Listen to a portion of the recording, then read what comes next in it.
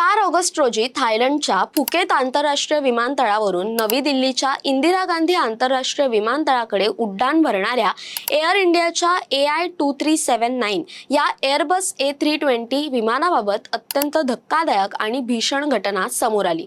विमान हवेत असताना क्रूज फेजमध्ये असताना अचानक तीव्र आणि अत्यंत भयंकर टर्ब्युलन्सचा म्हणजेच हवेच्या दाबातील आणि वेगातील अत्यंत तीव्र बदलाचा शिकार झालं। या अनपेक्षित आणि अचानक आलेल्या हवेच्या आघातामुळे विमान अवघ्या काही सेकंदात तब्बल 300 फूट खाली घसरलं। विमान अत्यंत वेगाने खाली आल्यामुळे आणि हवेत 2 ते 3 मिनिटे अनियंत्रितपणे गोल फिरल्यासारखे व तीव्र हेलकावे खात राहिल्यामुळे विमानात स्वार असलेल्या एकूण 134 प्रवासी आणि 8 क्रू कर्मचाऱ्यांमध्ये प्रचंड घबराट, आक्रोश आणि अफरातफरीचं वातावरण निर्माण झालं। क्रूज फेजचा काळ असल्याने प्रवासी गाढ झोपेत होते तर काही जण आपापल्या जागी बसून अल्पोपहार घेत होते। अशा वेळी अचानक बसलेल्या भीषण झटक्यामुळे सीट बेल्ट न बांधलेले प्रवासी थेट विमानातील वरच्या ओव्हरहेड कॅबिन आणि सीलिंग पॅनेल्सवर जाऊन जोराने आदळले। या भयानक दुर्घटनेत किमान 17 जण जखमी झाले असून यामागे 13 प्रवासी आणि 4 केबिन क्रू कर्मचाऱ्यांचा समावेश आहे।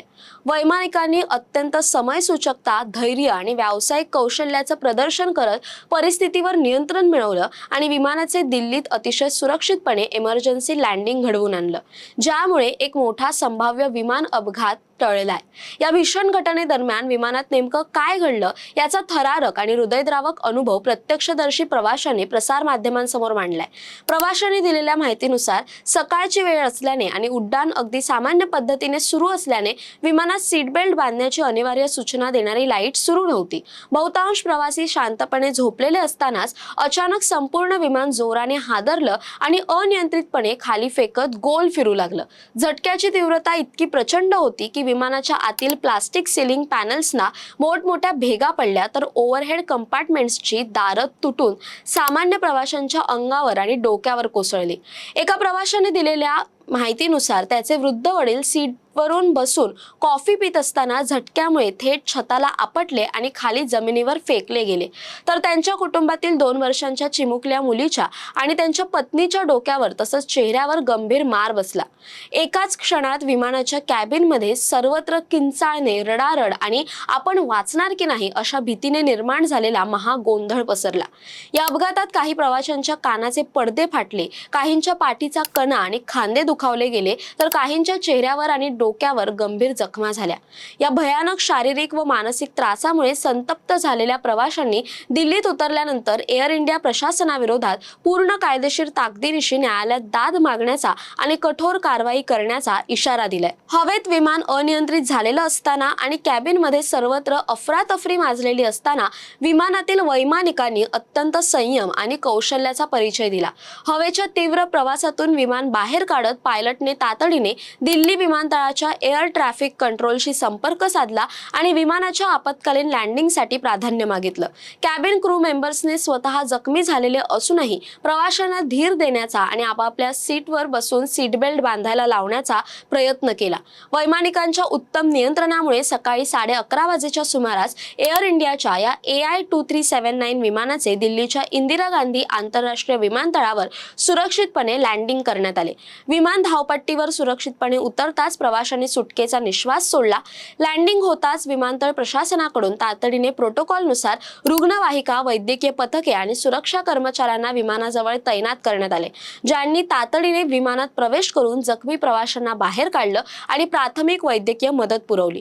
घटनेचं गांभीर्य लक्षात घेऊन दिल्लीतील वसंत कुंज येथील फोर्टिस रुग्णालयात तातडीने कोड येल्लो लागू करण्यात आला। जखमी झालेल्या 7 प्रवाशांना तातडीने रुग्णवाहिकेद्वारे फोर्टिस रुग्णालयाच्या आपत्कालीन विभागात हलवण्यात आले।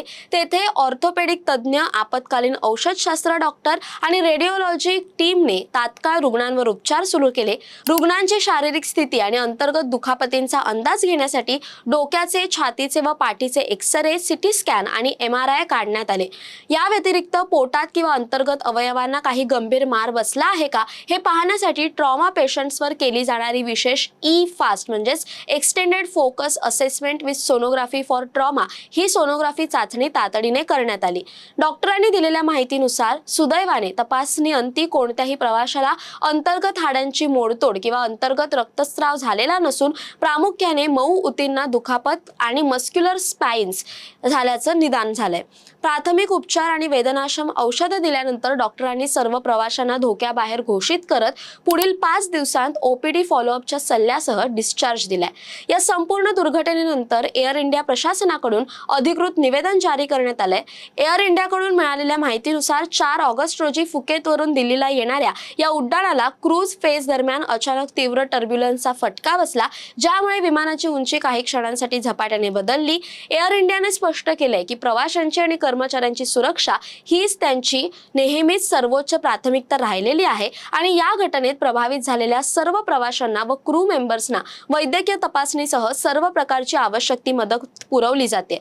दुसरीकडे नागरी विमान वाहतूक नियामक संस्था म्हणजेच DGCA ने या गंभीर घटनेची अत्यंत गांभीर्याने दखल घेतली असून उच्चस्तरीय चौकशीचे आदेश दिलेत। ही घटना कशी घडली, वैमानिकांना हवामानाच्या तीव्र बदलाची पूर्वकल्पना का मिळाली नाही आणि विमान उड्डाणासाठी पूर्णपणे तांत्रिकदृष्ट्या सक्षम होते का, या सर्व तांत्रिक बाबींचा सखोल तपास आता DGCA कडून केला जातोय। हवाई वाहतूक क्षेत्रातील तज्ज्ञांच्या मते टर्ब्युलन्स म्हणजे हवेमध्ये अचानक बदल आणि वेगाने होणारा बदल।